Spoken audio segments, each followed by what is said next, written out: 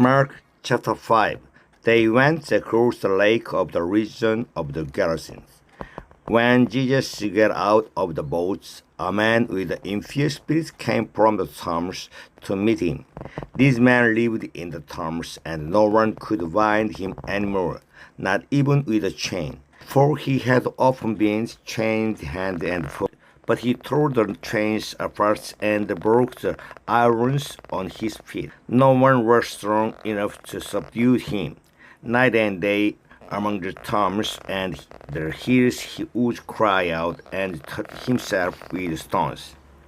When he saw Jesus from the distance, he ran and fell on his knees in front of him. He shouted at the top of his voice, "What do you want with me, Jesus, Son of the Most High God? In God's name, don't torture me." For Jesus had said to him, "Come out of this man, you impure spirit." Then Jesus asked him, "What is your name?"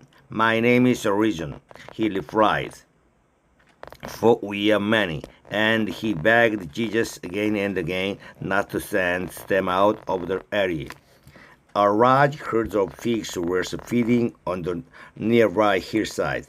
The demons begged Jesus, "Send us among the pigs, allow us to go to them."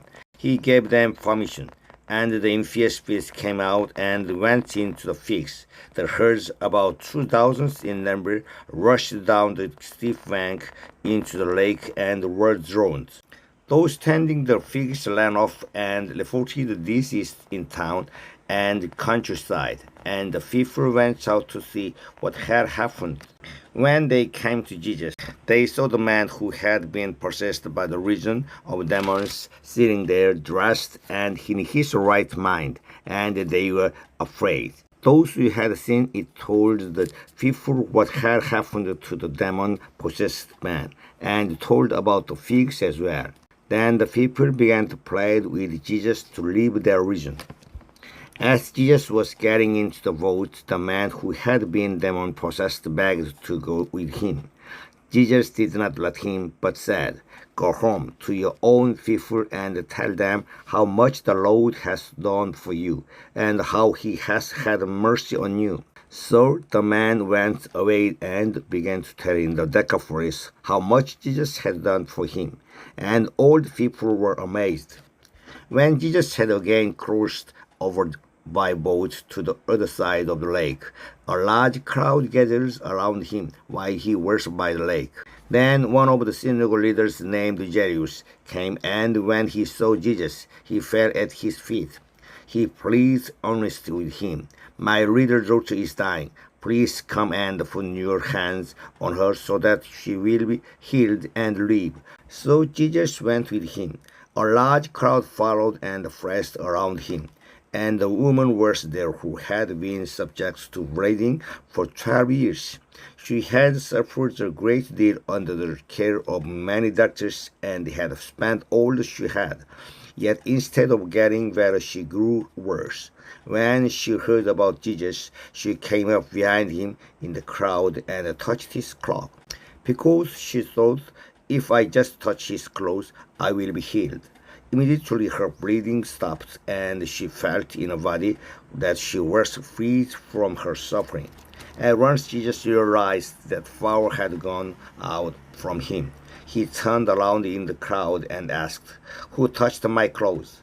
"You see the people crowding against you," his disciples answered, "and yet you can't ask, 'Who touched me?'" But Jesus kept looking around to see who had done it. Then the woman, knowing what had happened to her, came and fell at his feet and, trembling with fear, told him the whole truth. He said to her, "Daughter, your faith has healed you. Go in peace and be freed from your suffering." While Jesus was still speaking, some people came from the house of Jairus, the synagogue leader. "Your daughter is dead," they said. "Why bother the teacher anymore?" Overhearing what they said, Jesus told him, "Don't be afraid, just believe." He did not let anyone follow him except Peter, James, and John, the brother of James. When they came to home of the synagogue leader, Jesus saw the commotion with people crying and wailing loudly. He went in and said to them, "Why all this commotion and wailing? The child is not dead, but asleep." But they laughed at him. After he put them all out, he took the child's father and mother and the disciples who were with him, and went in where the child was. He took her by the hand and said to her, "Talitha kum," which means, "Little girl, I say to you, get up." Immediately the girl stood up and began to walk around. She was 12 years old. At this they were completely astonished. He gave strict order not to let anyone know about this, and told them to give her something to eat. Amen.